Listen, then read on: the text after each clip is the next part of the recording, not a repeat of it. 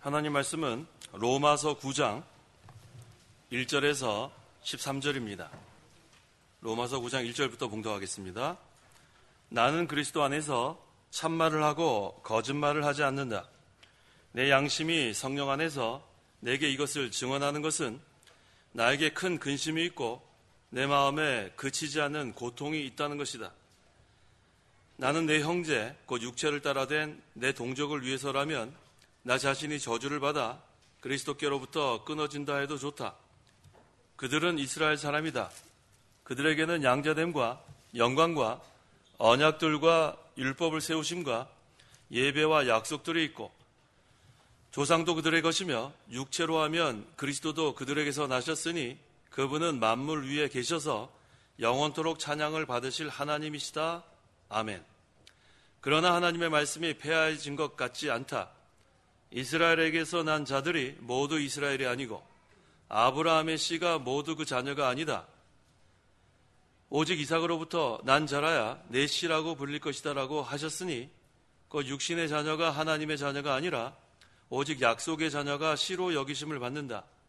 약속의 말씀은 내년 이때에 내가 오겠으니 사라에게 아들이 있을 것이다 라고 한 이것이다.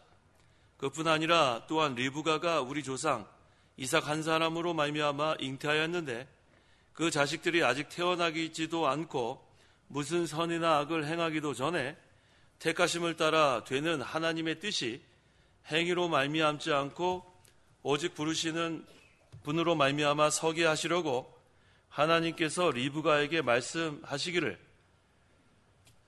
큰 자가 작은 자를 섬길 것이다 라고 하셨다. 기록된 것과 같으니 내가 야곱은 사랑하고 에서는 미워하였다라고 하였다. 13절까지 봉독했습니다. 그 13절 말씀, 내가 야곱은 사랑하고 에서는 미워하였다.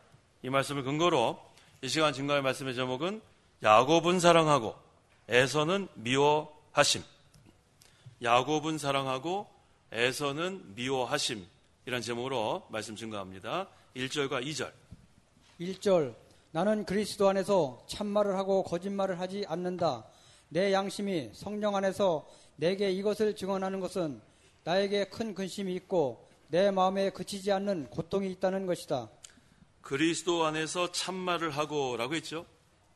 이 그리스도 안에서 참말을 한다는 것은 이 그리스도 안은 진실의 세계, 진리의 세계. 그래서 성도는 참말만 해야 돼요. 어떠한 이유로든지 거짓말하면 그건 벌써 그리스도 밖의 생활입니다. 그리스도 안의 생활은 진실을 된 말만 하는 거예요. 벌써 거짓말하는 사람은 그리스도 밖에 있는 것으로 취급당하는 것 당연한 거예요. 왜냐하면 거짓압이 누구예요? 마귀이기 때문에. 어떤 이유로든지 거짓말하면 안 돼요. 거짓말하면 벌써 그리스도 밖에 있는 거예요. 그래서 사도 바울은 나는 그리스도 안에서 참말을 하고 거짓말을 하지 않는다 한 거 보니까 항상 그리스도 안의 생활, 진실의 세계, 진리의 세계에 거한 것이 분명합니다. 내 양심이 성령 안에서 내게 이것을 증언하는 것은 했죠. 이 양심이 바로 신앙 양심이에요. 선한 양심. 이 선한 양심, 이 양심은 하나님의 말씀에 비판을 받습니다. 이것은 도덕적 양심과 우리가 구별해야 돼요. 도덕적 양심은 믿지 않는 사람도 갖고 있는 양심인데 이것은 하나님 말씀에 비판받지 않아요. 주의를 성수 안 해도 마음이 편안합니다. 왜? 신앙 양심이 없기 때문에. 거짓말을 해도 마음이 편안해요. 그러니까 거짓말하고 끝까지 회개하지 않는 사람은 믿지 않는 사람이에요. 자기의 목적을 위해서 끝까지 거짓말하는 사람은 그건 믿지 않는 사람으로 간주합니다. 그래서 우리는 신앙 양심이 있기 때문에 거짓말 하다가도 회개할 수밖에 없어요. 가책이 되는데 어떻게 해요? 하나님이 계속 마음에 가책을 주니까 결국은 회개할 수밖에 없어요. 그래서 자기가 죄를 짓고서 회개하는 사람을 믿는 사람, 끝까지 회개하지 않는 사람은 믿지 않는 사람이에요. 그렇게 보면 돼요. 인간이 타락한 다음에는 그 영혼이 하나님과 끊어졌어요. 그래서 어둡기 때문에 그 다음부터는 하나님을 이 양심으로는 알 수 없습니다. 이 도덕적 양심. 그래서 우리 믿지 않는 사람 중에서도 저 사람 참 법 없이 살 사람이다. 그런 사람 있죠? 그런 사람 있어요. 믿는 사람 중에서도 저 사람 참 한심하다. 그런 사람 있는 것처럼. 근데 그게 바로 도덕적 양심이에요. 그런데 그 도덕적 양심, 착한 사람, 그것으로는 구원받지 못해요. 성품이 착하다고 구원받는 거 아닙니다. 법 없이 살 사람, 뭐 남한테 해를 주지 않고 얼마나 착하게 자란 사람도 있지만 그걸로 구원받을 수는 없어요. 뒤에 나오죠? 구원받는 건 행위로 구원받는 게 아니에요. 거기 뒤에 보세요. 그 11절. 11절. 그 자식들이 아직 태어나지도 않고 무슨 선이나 악을 행하기도 전에 택하심을 따라되는 하나님의 뜻이 행위로 말미암지 않고 그랬잖아요. 그러니까 아무리 착해도 아무리 성품이 온유해도 법 없이 살 사람이라도 그 행위로는 구원받지 못합니다. 오히려 악한 사람이라 할지라도 흉악한 죄인이라 할지라도 예수님 믿으면 예수님의 피로 죄사함 받아서 구원받는 거예요. 그러니까 우리의 구원은 행위하고는 상관이 없습니다. 그게 하나님의 선택과도 관련이 있고 구원과도 관련이 있습니다. 그래서 이제는 중생하지 않으면 하나님 찾아갈 수 없어요. 거듭나지 않으면. 거듭난 성도에게만 선한 양심이 있습니다. 여기서 말하는 내 양심은 바로 그 양심이에요. 선한 양심, 신앙 양심. 이것이 성령 안에서 증언합니다. 그래서 이 바울의 이 증언은 진실한 거예요. 그리스도 안에서 참말을 하고 그 신앙 양심이 성령 안에서 증언하니까 그것은 진실할 수밖에 없죠. 뭐를 증언합니까? 나에게 근심이 있답니다. 사도 바울이 근심했다고 그랬어요. 사도 바울이 근심했다고 그랬죠? 성경에 근심하지 말라고 그랬죠? 근데 사도 바울이 근심했어요. 참 믿음 못 쓰죠? 근심에는 두 가지가 있어요. 두 가지. 첫째는 하나님의 뜻대로 하는 근심. 다른 하나는 세상 근심. 여기서 사도 바울이 하는 근심은 하나님의 뜻대로 하는 근심을 말합니다. 우리는 세상 근심은 하지 않아야 돼요. 세상 근심하지 말고 모든 염려를 어떻게 하라고요? 베드로전서 5장 7절. 모든 염려를 어떻게 하라 그랬어요? 7절. 너희의 모든 염려를 하나님께 맡겨라. 이는 그분께서 너희를 돌보시기 때문이다. 모든 염려를 어떻게 해요? 성도 여러분, 하나님께 다 맡겼어요? 예, 세상 근심을 하면 안 됩니다. 사도 바울이 여기 지금 근심했다는 건 그 세상 근심 아니에요. 하나님의 뜻대로 하는 근심. 하나님의 뜻대로 하는 근심은 어떤 근심이냐면 자기 구원 이뤄나가는데 잘 안 되니까 이게 말씀대로 좀 살고 싶은데 잘 안 되는 거예요. 그것 때문에 근심하는 거, 그게 바로 하나님 뜻대로 하는 근심. 내가 왜 이렇게 좀 죄 좀 안 지려고 그러는데 계속해서 이렇게 죄를 짓는가?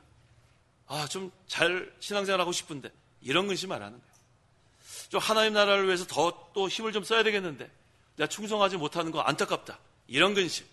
이게 바로 하나님의 뜻대로 하는 근심이에요. 이런 근심은 구원에 이르게 하는 회개를 가져옵니다. 그렇게 근심하는 사람은 회개하게 돼요. 근데 세상 근심은 뭘 가져와요? 사망을 가져옵니다. 고린도후서 7장 10절. 하나님 뜻대로 하는 근심은 구원에 이르게 하는 회개, 세상 근심은 사망. 10절. 하나님의 뜻대로 하는 근심은 구원에 이르게 하는 회개를 가져오기 때문에 후회할 것이 없으나 세상 근심은 사망을 가져온다. 네. 후회할 것이 없으나 하나님의 뜻대로 하는 근심은 회개를 가져온다고 했어요. 아이고 말씀대로 좀 살고 싶은데 잘 못 산다. 아이고 내가 죄를 좀 안 져야 되겠는데 자꾸 죄를 진다. 이게 답답한 거예요. 그러니까 하나님 용서해 주십시오 하고 회개하게 돼 있어요. 근데 세상 근심은 사망을 가져온다. 세상 근심 아무리 해도 나아지는 게 하나도 없습니다. 우리 지금까지 세상 근심 많이 해봤어요? 어떻던가요? 뭘 어때요? 소화만 안 되지. 소화도 안 되고 또 뭐예요? 네? 골치도 아프고 하여튼간 사망을 아주 죽을 지경이 됩니다. 그러니까 우리는 세상 근심은 아까 베드로전서 5장 7절처럼 모든 염려를 하나님께 맡겨라.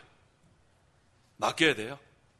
맡기면 그 다음에는 하나님이 돌보신다고 했잖아요. 이게 하나님의 약속. 그 다음에 하나님 뜻대로 근심하면 회개하게 되고 세상 근심하면 죽을 지경에 이릅니다. 지금 바울이 나에게 큰 근심이 있다고 했는데 이 근심은 어떤 근심이에요? 하나님의 뜻대로 하는 근심. 그러니까 내 마음에 그치지 않는 고통이 있다.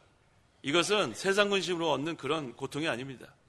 왜 이러한 근심이 있냐면 지금 이 이스라엘 백성들이 잘못하고 있어요.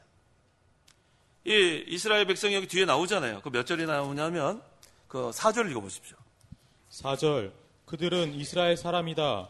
그들에게는 양자됨과 영광과 언약들과 율법을 세우심과 예배와 약속들이 있고 네, 이스라엘 백성이 하나님의 양자예요. 또 영광도 있고 언약들도 있고 율법도 있고 예배도 있고 약속들이 있는데 그들이 그것을 제대로 하지 못하고 있는 거예요. 그래서 지금 이 사도 바울은 근심이 그들을 어떻게 회개시킬까? 그것은 이 민족에 대한 그런 민족애가 아니라 하나님의 약속이 있는 그러한 유대인들이 오히려 제대로 하지 못하니까 너무나 마음이 답답한 거예요. 그래서 3절에 나는 내 형제 그 육체를 따라댄 내 동족을 위해서라면 나 자신이 저주를 받아 그리스도께로부터 끊어진다 해도 좋다 그랬어요. 그만큼 하나님 백성을 사랑하는 거예요. 하나님의 백성을 사랑하니까 이와 같이 자기는 너무너무 안타까워합니다. 오늘날 우리 성도들도 마찬가지예요. 그리스도는 머리고 교회는 뭐라고 했죠? 몸이라고 했죠. 각 성도는 뭐라고 했습니까? 지체라고 했어요. 지체. 그런데 우리 지체 중에서 안 아픈 지체 있어요? 없어요? 우리 몸 중에서 안 아픈 데 없죠? 어디를 우리가 상처를 입어도 아프게 돼 있단 말이에요. 그러니까 우리가 이게 유기적 관계인 줄 알아야 돼요. 유기적 관계라는 것은 생명적 관계, 연결되어 있다는 거예요.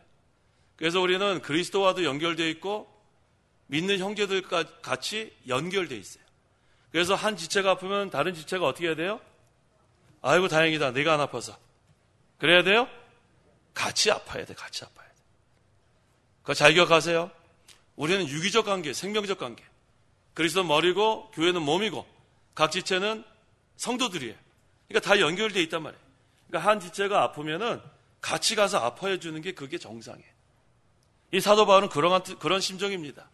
자기 지금 이스라엘 백성이 지금 언약 백성이고 그 다음에 율법도 있고 예배 약속들이 다 있는데 양자됨이 있는데 그들이 지금 바로 하지 못하니까 너무너무 안타까워가지고 자기 일처럼 이렇게 지금 생각하는 겁니다. 이게 바로 이웃을 내 몸처럼 생각하는 거예요. 내 몸처럼 생각하는 거예요. 그래서 성도는 무관심하면 안 돼요. 무관심. 미워하는 것보다 더 무서운 게 뭐예요? 무관심이에요. 무관심. 그래도 미워하면 그 사람은 생각하잖아요. 아니 나쁜 사람하고 생각하는데 무관심은 아예 생각도 안 해요. 있는 듯 없는 듯. 그래서 우리는 이 무관심이 참 무서운 거예요. 성도가 어려움을 당하면 찾아가는 게 마땅합니다. 고통을 당하면 찾아가는 게 마땅하고. 그래서 우리 신방이 참 중요한 게 신방. 신방은 왜 신방하죠? 신방하는 목적이 뭡니까? 점심시간에 밥 먹을 데가 없어서? 점심시간 딱 보니까 어느 집에 가면은 맛있는 거 대접할 시간이네. 자기가 사먹지 뭘 가서 대접받으려고 그래. 자기가 사먹고 가란 말이에요. 사먹고. 아, 가서 왜 자꾸 대접을 받으려고 그래요? 점심시간 딱 맞춰가지고. 아예 식사하고 가서 식사하고 왔습니다. 그러란 말이에요. 그래야지 부담이 없이 가서 신방하지. 시간 딱 보고 지난번에 그 집이 뭘 사줬지? 이번에 뭐 사줄까? 참 한심하다고요. 한심해. 먹을 게 없어가지고 신방 가가지고 대접을 받을 생각하고. 물론 이제 성도들은 대접하려는 마음이 있죠. 그래서 이제 대접하려고 하는 거 있는데 뭐 때로는 뭐 대접받을 수밖에 없는 상황도 있는데 바라고 가지 말라면 바라고. 그럼 신방하는 사람은 벌써 얼마나 부담이 되겠어요. 아, 요번에 오면 뭘 대접할까? 그러니까 우리 신방 받으신 분들은 대접 안 해도 됩니다. 따뜻한 물 한 잔만 줘도 돼. 물 한 잔만. 그리고 가서 예배하고 같이 돌보고. 그러니까 신방하는 사람은 대접받을 생각하지 말고 그 다음에 또 우리 신방 받는 사람들은 또 너무 또 이렇게 대접 안 하면 그러니까 뭘 준비해야 되겠어요? 따뜻한 물하고 알아서 하세요. 알아서. 하여튼 우리가 서로 이렇게 부담 없이 신방원 가서 같이 예배하고 기도하고 그게 신방이에요. 그게 바로 우리 성도를 돌아보고 서로 이렇게 교제하는 좋은 그런 관계입니다. 자, 그래서 우리는 항상 교회를 자기 몸같이 사랑하는 게 중요해요. 교회가 위급할 때에는 자기가 앞장서서 교회를 지켜야 된단 말이에요. 무관심하는 사람들은 악한 사람들이에요. 무관심한 사람들. 교회가 위급한데 아, 이거 하나님이 알아서 해주겠지. 그게 무슨 소리야, 하나님이 알아서 해주겠지. 그건 개혁주의 신학이 아니에요. 개혁주의 신학은 뭐예요? 하나님 주권과 인간의 책임, 하나님 지켜주는 거 분명해요. 하나님 진실도 밝혀야 되는 거 분명한데 자기가 할 건 다 자기가 지켜야지. 하나님이 다 해줄 겁니다. 그건 악한 사람들이에요. 교회가 좀 위급한데 지금 지킬 생각 안 하고. 그런 사람들은 필요 없는 사람들이에요. 그래서 우리는 항상 교회를 자기 몸처럼 사랑하는 자가 되어야 합니다. 4절에서 5절. 4절. 그들은 이스라엘 사람이다. 그들에게는 양자됨과 영광과 언약들과 율법을 세우심과 예배와 약속들이 있고 조상도 그들의 것이며 육체로 하면 그리스도도 그들에게서 나셨으니 그분은 만물 위에 계셔서 영원토록 찬양을 받으실 하나님이시다. 아멘. 본절은 바울이 이스라엘을 위하여 근심하며 고통한 이유를 증거하고 있습니다. 바울의 근심과 고통은 민족 사랑하는 그런 민족애가 아니에요. 이스라엘 백성이 하나님의 양자이기 때문에 지금 근심하는 거예요. 하나님의 영광과 또 그리스도에 대한 언약과 율법과 예배가 그들에게 있었는데 그들이 그것을 제대로 하지 못하기 때문에 그걸 근심합니다. 오늘날도 마찬가지예요. 그 이스라엘은 오늘날 우리 교회입니다. 이 교회가 제대로 하지 못하면 우리가 다 같이 기도해야 돼요. 교회는 하나님을 섬기는 곳이 교회예요. 그래서 교회는 에클레시아인데 헬라어로 부르심을 받은 자들의 모임이 교회입니다. 교회는 장소가 아니에요. 장소는 뭐라 불러요? 예배당이라 부릅니다. 또는 교회당이라 부릅니다. 그래서 교회는 에클레시아, 부르심을 받은 자들의 모임. 그럼 부르심을 받은 자들이 무엇을 하는가? 하나님을 섬기는 거예요. 하나님 섬기는 방법 중에 가장 중요한 게 예배예요, 예배. 요한복음 4장 24절. 24절. 하나님은 영이심으로 그분께 예배하는 자들은 영과 진리로 예배해야 한다. 하나님은 영이심으로. 하나님이 우리 육신의 눈에 보여요, 안 보여요? 안 보여요. 근데 하나님이 이곳에 계셔요, 안 계셔요? 계시단 말이에요. 하나님 살아 역사하시는 하나님, 인격적인 하나님. 그래서 여기 하나님은 영이신이 하니까 예배의 대상은 누굽니까? 하나님이에요. 살아계신 하나님만 예배의 대상이에요. 그 예배의 대상 외에는 예배하면 안 됩니다. 이제 조금 있으면 우리 구정이죠? 구정이에요? 구정에 믿지 않는 사람들은 어떻게 해요? 제사한단 말이에요. 믿는 사람들은 추도예배 한단 말이에요. 추도예배. 믿지 않는 사람들이나 추도예배 하는 믿는 사람이나 다를 게 뭐가 있어요? 추도예배라는 건 성경에 없어요. 사람이 죽으면 신자의 영은 하늘나라 가고 불신자의 영은 지옥 갑니다. 그 다음에 그걸 끝나는 거예요. 이제 천주교에서는 천국과 그 지옥 사이 연옥이 있다 그래가지고 이전에 그 연옥에 있는 그 사람을 천국으로 가기 위해서 이렇게 면죄부 같은 거 이렇게 판 적이, 펄게토리 이렇게 판 적이 있어요. 그거는 성경적이지 않아요. 죽은 자들을 위해서, 망자를 위해서 하는 예배는 그거는 성경에서 어긋나는 거예요. 추도 예배는 건 성경적이지 않습니다. 제사하는 거랑 추도 예배하는 거 뭐가 달라요? 죽은 자를 기념하는 거 아니에요. 그래서 우리 믿는 신자는 하나님, 살아계신 하나님께만 예배하는 거예요. 예배의 대상이 분명히 나오잖아요. 요한복음 4장 24절. 하나님은 영이시니 예배하는 자는 뭐라 그랬습니까? 그분께 예배하는 자들은 영과 진리로 예배한다. 그분께 예배하는 자, 살아계신 하나님만 예배의 대상이에요. 그래서 지금까지 혹시 추도 예배 그런 거 참여하거나 그렇다면 이번부터 중단하세요. 죽은 자를 위해서 예배하는 건 성경 어긋나는 거예요. 우리가 바로 믿어야 되는데 그래서 우리는 추도 예배 하지 않습니다. 제사하는 거랑 뭐가 달라요? 그러니까 이미 세상 떠난 사람은 신자의 영은 하늘나라 갔고 불신자의 영은 지옥 간 거예요. 그건 뭐 기념할 거 없어요. 그 다음에 이제 예수님 재림하실 때 부활의 영으로 우리가 믿는 자들은 다 만나는 거예요. 그날을 소망하는 것 뿐입니다. 그 다음에 6절 읽어보세요. 6절. 그러나 하나님의 말씀이 폐하여진 것 같지 않다. 이스라엘에게서 난 자들이 모두 이스라엘이 아니고. 자, 이스라엘에게서 난 자들이 모두 이스라엘이 아니다. 자, 이게 무슨 말인가? 자, 우리 아브라함이 아들이 누구하고 누가 있었어요? 이스마엘과 이삭이 있었어요. 근데 둘 다 택한 백성 아니죠? 누가 택한 백성이에요? 누구요? 이삭. 그 다음에 이삭은 또 누구하고 누가 있었어요? 아들이. 야곱하고 에서가 있었어요. 그 중에 누가 또 택한 백성이에요? 야곱. 그러니까 여기 뭐라 그랬습니까? 이스라엘에게서 난 자들이 모두 이스라엘이 아니고, 그 다음에 아브라함의 씨가 모두 그 자녀가 아니다라고 한 거예요. 이 말씀 바로 그 말씀이에요. 그래서 우리는 여기 지금 아브라함의 씨라고 했는데 이 씨는 바로 그리스도를 말하는 거예요. 그리스도. 오직 이삭으로부터 난 자라야 내 씨라고 불릴 것이다. 그래서 항상 우리가 이 역사를 보면 두 가지 라인이 있어요. 두 가지 계통이라고 한국말로 하면 되겠네요. 두 가지 라인. 하나는 이스마엘, 하나는 이삭. 하나는 에서, 하나는 야곱. 이렇게 나누는 거예요. 더 거슬러 올라가면 가인과 아벨이 있었죠. 근데 가인이 아벨 죽였죠. 그래서 셋이 또 났잖아요. 그래서 가인의 계통, 셋의 계통. 그러니까 계속 두 라인으로 쭉 내려오는 거예요. 한쪽은 택한 백성, 한쪽은 불택자.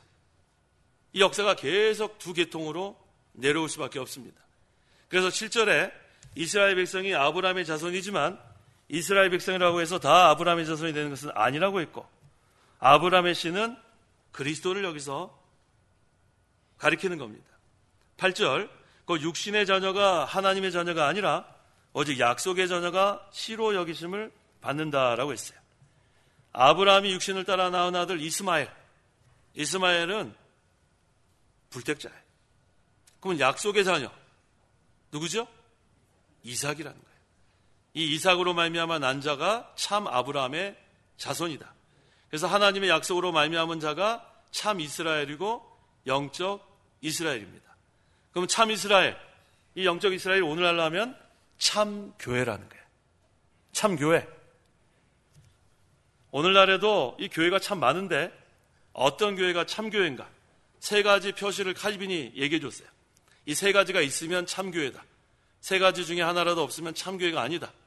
참 교회의 표시 세 가지가 뭐죠? 첫째, 하나님의 말씀이 선포돼야 돼요. 근데 말씀도 그냥 쓸데없는 얘기하면 안 되고 복음이 선포돼요. 복음, 그리스도. 두 번째는 성례를 거행해야 돼요. 성례는 뭐하고 뭐죠? 성찬과 세례. 그 다음에 세 번째는 권징.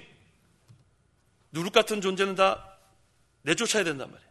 근신할 사람 근신시키고, 그래야 교회가 누룩 없이 진실된 하나님 참교회로 세워져 나가는 거예요. 그런데 이 세 가지 중에 하나라도 시행하지 않으면 참교회가 아닙니다. 벌써 칼빈이 여기에 대해서 아주 미리 다 기록해 놨어요. 오늘날 보면 이 세 가지 중에서 잘 못하는 부분이 세 번째예요. 권징 잘 못합니다. 권징하면 이거 교인 한 사람이라도 이거 벌벌벌 떠는데, 그렇게 되면 누룩이 사방에 막 퍼지면 그 다음에 교회는 감당 못해요. 그래서 누룩은 제거해 나가면서 계속 이렇게 교회를 정결하게 해 나가면 그 다음에는 참교회로 세워져 나가고 생명의 역사가 계속되는 거예요. 오늘 우리 성경 공부 시간에 생명의 역사 공부했죠? 오늘 성경 공부에 참석하신 분들 대답 한번 해보세요. 에덴 동산에서 강이 4가지가 있었다 그랬죠? 예. 벌써 지금 네 하신 분들은 아주 자신만만했어요. 제가 뭐 물어볼지 답을 다 아니까. 자, 강 이름 4가지 뭐뭐 있었어요? 비손, 기온, 티그리스, 유프라테스. 예, 지금 저를 계속 쳐다보고 눈만 말똥말똥 하신 분은 성경 공부 다음 주에 참석하세요. 자, 비손의 뜻이 뭐죠? 흘러 넘친다, 넘쳐 흐른다. 그 다음에 기온의 뜻은 뭐예요? 흘러내린다. 그 다음에 티그리스의 뜻은 뭐예요? 급하게 흐른다. 그 다음에 유프라테스의 뜻은 뭐예요? 달다. 자, 오늘 성경 공부 빠지신 분들도 다시 한번 따라해 보세요. 비손은 흘러넘친다. 비손의 뜻이 그런 뜻이에요. 비손, 그 강 이름이에요. 기온은 흘러내린다. 그 다음에 티그리스는 급하게 흐른다. 유프라테스는 달다. 예. 이 에덴 동산에 4가지 강이 이렇게 사방을 흘렀는데 그 강마다 그런 뜻이 있어요. 이건 뭘 의미하냐면은 생명의 역사, 구원운동. 이 비손이 흘러 넘친다 그랬죠. 이 생명의 역사는 흘러 넘치는 거예요. 사방으로 흘러 넘친단 말이에요. 그 다음에 기혼, 흘러 넘치니까 그다음 흘러 내리는 거예요. 사방으로. 이 구원의 역사, 생명의 역사. 그 다음에 티그리스, 급하게, 하나님 때로는 급하게 막 역사할 때도 있단 말이에요. 그 다음에 유프라테스, 하나님의 생명의 역사는 달다는 거예요. 얼마나 달지 몰라요. 이 하나님의 말씀이 송이꿀처럼 달다고 하지 않았어요? 이게 바로 참교회가 이런 생명의 역사가 있어야 돼요. 흘러 넘쳐야 되고, 그 다음 흘러 내려야 되고, 급하게 흘러야 되고, 그 다음에 달아야 돼요. 성도 여러분, 하나님의 말씀이 달아요? 그럼 됐어요. 아유, 나 왜 이렇게 하나님의 말씀 쓰지? 빨리 치료받아야 돼. 하나님의 말씀 쓰면은 치료받아야 된단 말이에요. 건강하면은 달아야 된단 말이에요. 근데 하나님의 말씀이 은혜가 되지 않으면 벌써 어디 지금 치료받을 때가 된 거예요. 자, 그러면 어떻게 치료받을 수 있다고 그랬어요? 하나님께 부르짖어야 돼, 부르짖어야 돼. 모세가 부르짖으니까 쓴 물이 뭘로 바뀌었어요? 단물로 바뀌잖아요. 이 하나의 말이 단물처럼 쓴 물이 단물이 되는 방법은 하나님께 기도하는 것밖에 없어요. 회개할 거 회개하고 간절히 하나님께 부르짖으면 쓴 물이 단물로 되는 역사가 있습니다. 9절. 약속의 말씀은 내년 이때에 내가 오겠으니 사라에게 아들이 있을 것이다 라고 한 이것이다. 이 말씀은 창세기 18장 10절에 그 말씀을 인용했는데 여호와께서 아브라함에게 약속하신 말씀이에요. 아브라함하고 사라가 몇 세에 이삭을 낳았어요? 아브라함 몇 세? 100세. 사라가 90세. 이게 안 되죠, 원래는. 근데 하나님의 초자연적인 역사가 일어난 거예요. 그 다음에 10절. 그뿐 아니라 또한 리브가가 우리 조상 이삭 한 사람으로 말미암아 잉태하였는데. 자, 이제부터 13절까지 야곱과 에서에 대한 하나님의 선택 원리에 대해서 남은 시간 제가 증거하겠습니다. 자, 리브가가 우리 조상 이삭 한 사람으로 말미암아 그랬죠? 리브가가 누구 아내예요? 이삭의 아내예요. 그가 쌍둥이를 낳았어요. 쌍둥이가 누구하고 누구죠? 에서하고 야곱. 누가 먼저 나왔어요? 에서가 먼저 나오니까 야곱이 급해 맞아갖고 어떻게 했어요? 발꿈치를 잡아가지고 이름이 뭐예요? 야곱이란 말이에요. 그래서 야곱은 태어날 때부터 이름이 참 한심하죠? 그 발 뒤꿈치 잡았다 뜻이에요, 야곱이. 그리고 저는 그 야곱이란 이름 별로 그렇게 좋게 생각하지 않아요. 제이콥. 그 뜻을 알고 지었는지. 야곱의 뜻이 발 뒤꿈치를 잡는다는 뜻인데, 그래서 제가 친구 중에서 제이콥 그러면 웃음이 나요. 에이, 발 뒤꿈치 잡은 애야. 그런 뜻이거든요. 그러니까 이름 질 때 잘 줘야 돼요. 이름 잘 줘야 돼요. 근데 나중에 이름이 바뀌었죠? 뭘로 바뀌었어요? 이스라엘로 바뀌었어요. 뜻이 뭐예요? 승리. 이게 다 이렇게 바뀌는 거예요. 야곱으로 살던 그런 생활 다 이제 청산하고 이제 이스라엘의 생활을 합니다. 이스라엘의 생활이 바로 승리예요. 우리도 예수 믿기 전에는 야곱 같은 속이고 못된 짓, 이 야곱 보면은 아주 에서보다도 좀 성품도 그렇고 좀 못된 짓도 많이 했잖아요. 근데 그거 청산하고 이제는 이스라엘로 사는 거예요. 이스라엘. 예수 믿으면 이스라엘의 뜻이 뭐예요? 승리. 얼마나 좋아요? 이스라엘로 사는 것이 중요합니다. 자, 그런데 여기 하나님의 선택의 원리가 무엇인가? 11절, 12절. 11절. 그 자식들이 아직 태어나지도 않고 무슨 선이나 악을 행하기도 전에 택하심을 따라되는 하나님의 뜻이 행위로 말미암지 않고 오직 부르시는 분으로 말미암아 서게 하시려고 하나님께서 리브가에게 말씀하시기를 큰 자가 작은 자를 섬길 것이다 라고 하셨다. 자, 큰 자는 에서고 작은 자는 야곱이에요. 그런데 하나님의 그 말씀대로 장자의 명분이 작은 자에게로 갔어요. 이것은 인간의 행위로 되는 게 아니에요. 우리 인간의 행위로 따지면은 어떻게 보면 에서가 더 효자예요. 에서가 더 효자죠? 가서 아버지 별미 만들어 주려고 사냥해가지고 팥죽 써가지고 잘 하려고 그랬는데 그거 가로챈 게 누구예요? 아주 못돼 먹었어요. 아주 못돼 먹었다. 근데 아버지 가서 속였죠. 가서 이렇게 무슨 동물 이렇게 양털같이 해가지고 털 있는 것처럼 해가지고. 그게 어떤 이름으로 살 때예요? 야곱으로 살 때 그렇게 살았어요. 야곱으로. 속이고 가로채고 그게 발뒤꿈치 잡는 생활하는 그 야곱의 생활이에요. 이스라엘 되기 전엔 그와 같은 야곱이란 말이에요. 그 다음에 보면은 에서가 더 나아요. 외부적으로 볼 때는. 하지만 하나님은 외부적인 거 보지 않습니다. 하나님 행위도 보지 않아요. 만약에 그렇게 했으면 저도 여기 설 수 없고 여러분도 여기 이 자리에 못 나와요. 우리가 어떻게 나오겠어요? 하나님이 아무런 조건 없이 우리를 선택했기 때문에 우리가 예수 믿고 구원받은 거지. 솔직히 여기 못돼 먹은 분도 많죠? 갑자기 대답을 시원하게 하시면 제가. 예, 저도 못돼 먹고 우리 다 못돼 먹었는데 이전에 다 야곱 같은 그러한 자들인데 이제는 예수 믿고 변화를 받아 이스라엘로 살게 된 게 감사한 거란 거예요. 너무 감사해요. 그래서 여기 중요한 게 뭐냐면 내가 야곱은 사랑하고 에서는 미워했다. 하나님이 누군 사랑하고 누군 미워하나? 그런 뜻 아닙니다. 로마서 9장 10절부터 읽어보세요.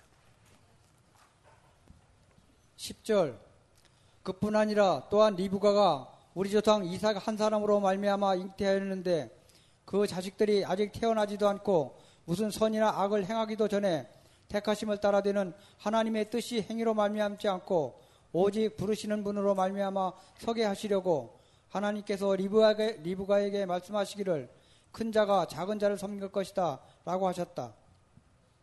기록된 것과 같으니 내가 야곱은 사랑하고 에서는 미워하였다 라고 하였다. 만약에 무슨 행위를 보고 했다면 누군 사랑하고 누군 미워했겠죠.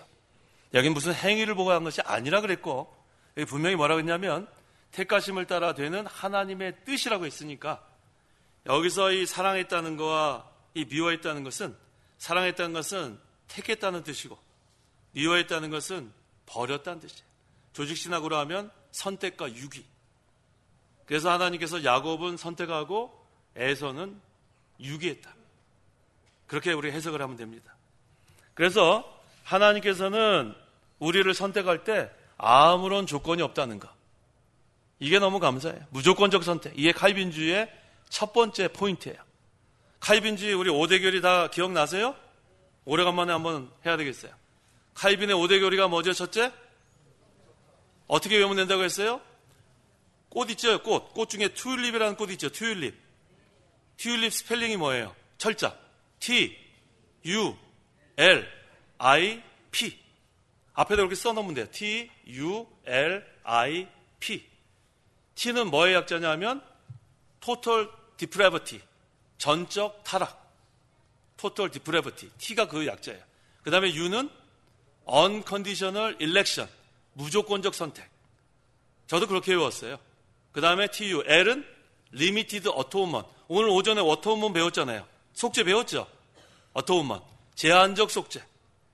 그 다음에 I는 Irresistible Grace 저항할 수 없는 은총. 그 다음에 P는 Perseverance of the Saints 성도의 견인 궁극적 구원. 그래서 한국말로 하면은 전적 타락 무조건적 선택 제한적 속죄 저항할 수 없는 은총 성도의 견인 궁극적 구원. 그게 칼빈의 5대 교리예요. 그 중에서 여기 지금 그 두 번째네요. 그렇죠? 무조건적 선택이 거기 들어가는 거예요. 이것이 칼빈이 만든 게 아니고 성경에 있는 가장 중요한 교리를 그렇게 정리한 거예요. 그래서 우리는 그 5가지를 다 믿습니다. 근데 거기서 4가지만 믿는 사람도 있어요. 4가지. 온건파 칼빈주의. 근데 그거는 스스로 모순에 빠질 수밖에 없습니다. 믿으려면 5가지를 다 믿어야지 거기서 그 3번째 거를 빼먹는 사람들이 온건파 칼빈주의예요. 3번째가 뭐였죠 아까? 제한적 속죄. 왜 제한적 속죄를 그들이 부인하냐면 그건 예수님이 온 인류를 위해서 죽으셨지 택한 백성만 해서 죽으실 리가 없다. 그런데 칼빈주의자 중에서도 그거 믿는 사람이 상당히 많아요 오늘날. 그런데 그렇게 되면 스스로 모순에 빠지게 돼 있습니다. 스스로 모순에 빠지게 돼 있어요. 그래서 우리는 5가지를 다 믿어요. 한번 따라해 보세요. 전적 타락, 무조건적 선택, 제한적 속죄, 저항할 수 없는 은총, 성도의 견인. 성도의 견인은 다른 말로 하면 궁극적 구원이에요. 한 번 구원 받으면 그 구원 잃어버리지 않는다는 거예요. 그래서 우리는 전적으로 타락됐어요. 전적 무능력. 우리가 스스로는 하나님 믿을 수 없어요. 그런데 무조건적 선택. 하나님이 야곱은 선택하고 에서는 유기한 것처럼 아무런 조건 없이 행위에 따르지 않고 하나의 우리를 사랑의 대상자로 선택했다는 거예요. 제한적 속죄. 예수의 뜻은 자기 백성을 구원할 자라고 했죠. 그러니까 제한적 속죄가 맞아요. 택한 백성만을 위해서 예수님이 속죄해 주었다. 그 다음에 뭐죠? 정할 수 없는 은총. 이제 우리가 택한 백성이고 그 다음에 하나님께서 우리를 부르실 때 우리는 정할 수 없어요. 하나의 택한 백성은 반드시 다 구원하십니다. 그 다음에요, 성도의 견인. 한 번 구원받은 그 구원은 잃어버리지 않아요. 그래서 여러분들은 내가 이거 신앙생활 이렇게 해가지고 구원 잃어버리면 어떡할까 걱정하시는 분이 가끔 있어요. 걱정하지 마세요. 우리의 구원의 근거는 어디 있다고요? 하나님 말씀이 있다니까요. 우리 현재 신앙 상태에 있는 게 아니에요. 우리같이 연약하고 이리 갔다 저리 갔다 하는 사람들이 무슨 견고한 게 있어요. 그러니까 우리의 신앙 상태에 있는 게 아니고 하나님의 말씀에 한 번 구원받으면 그 구원을 잃지 않는다. 우리 지난주에 하지 않았어요? 나는 확신한다. 지난주 한 것 같은데 어디 있죠? 나는 확신한다. 지난주에 했던 것 같은데. 예? 예, 우리 로마서 8장 38절 39절 읽고 마치겠습니다. 다 같이. 나는 확신한다. 시작. 나는 확신한다. 사망이나 생명이나 천사들이나 권력들이나 현재일이나 장래일이나 능력이나 높음이나 깊음이나 다른 어떤 피조물이라도 우리를 그리스도 예수, 우리 주 예수님 안에 있는 하나님의 사랑에서 끊을 수 없을 것이다. 아멘. 기도하십시오. 기도하겠습니다. 하나님 아버지, 하나님께서 야곱은 사랑하고 에서는 미워하였다 했는데 이것은 하나님께서 우리의 행위를 보지 아니하시고 무조건적으로 야곱은 선택하고 에서는 유기한 것처럼 우리가 아무런 구원받을 만한 하나님의 사랑의 대상자 될 만한 자격이 없지만 하나님의 기쁘신 뜻대로 우리를 사랑의 대상자로 선택해 주심을 감사합니다. 또 우리를 사랑하사 아낌없이 독생자를 죽이시고 또 우리가 예수님의 그 피 흘림으로 모든 죄를 사함받고 하나님 앞에 당당히 나오게 하심을 감사합니다.